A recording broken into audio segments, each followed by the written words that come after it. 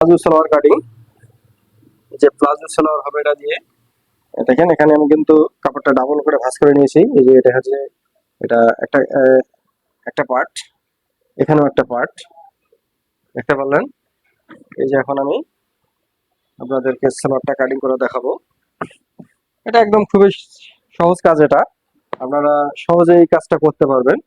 দেখেন এখানে কাপড়টা আমি ডাবল করে ভাঁজ করে নিয়েছি। এখানে আমাদের কাপড় আছে, কাপড়টা দেখে নেই। এখানে একটা 2.5 গজ কাপড় আছে আমাদের। 2.5 গজ কাপড় দিয়ে আমাদের এই পায়জামাটা বানাবো। আচ্ছা, এখান থেকে আমাদের এটা উপরে অংশটা, কম বেশি অংশটা আমাদের বাদ দিয়ে দিলাম। তারপর এখান থেকে আমাদের 2 ইঞ্চি, আমাদেরকে না 2 ইঞ্চি না 1.5 ইঞ্চি আমাদেরকে এখানে রাখতে হবে। এখানে আমাদের রাবার হবে, রাবারের অংশের জন্য আমরা এখানে 1.5 ইঞ্চি নেব, দেখতে পারলেন। আর এখান থেকে আমাদের লাম্বার হবে, লাম্বা হচ্ছে 38.5। তো 38.5 লাম্বাটা দিয়ে দেবো।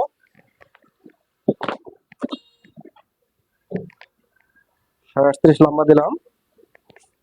আর হচ্ছে এই যে এটা আমরা একটু হালকা অ্যাঙ্গেল করে দিলাম এই সাইডে। আর নিচটা চিকন সেলাই হবে আমাদের। এটা পুরা ঘের যা আছে ঘেরটা আমরা পুরা দিয়ে দেবো।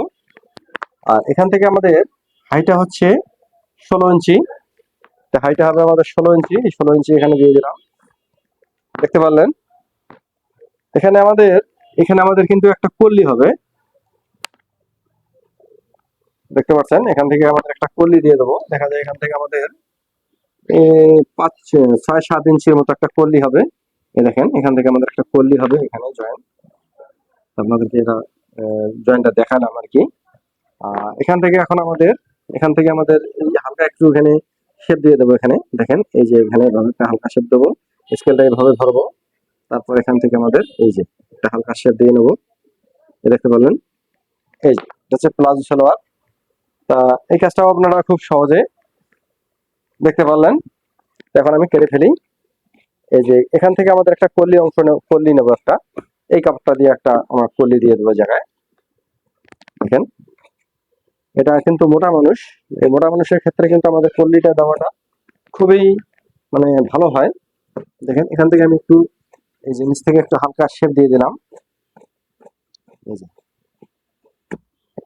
দর্শক দেখতে পারলেন, এই প্লাজো সালোয়ারটা কাটিং করা খুবই সহজ।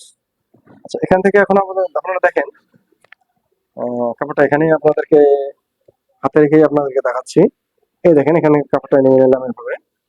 এই দেখা যায় আমি এখানে 8 ইঞ্চি কাপড়টা নেবো। কোয়ালিটি একটু যদি বড় হয় এটা কোনো সমস্যা হবে না, বড়টা হলেই ভালো হয়। এই যে এভাবে এই যে এখানে আমি ডাবল ভাঁজ করলাম, এটা একটু সরিয়ে রাখি। হ্যাঁ, দেখেন এখান থেকে আমি এই যে ডাবল ভাঁজ করে নিলাম। তো আপনারা যদি এটা আপনারা একবারেও লাগাতে পারবেন কলিটা, যদি বলেন যে না মাঝখানে একটা আপনারা মানে ফাড়ায়া এটা মানে এটা জয়েন দিয়ে দেবেন, তাও করতে পারেন। আচ্ছা, এখানে এখন তাহলে দেখেন চোখটা এই যে, যেমন এটা আমি এখান থেকে স্ট্রেট একদম ডাইরেক্ট আমি এখানে কলিটা কেটে ফেলবো। দেখেন এভাবে এখানে এভাবে এই যে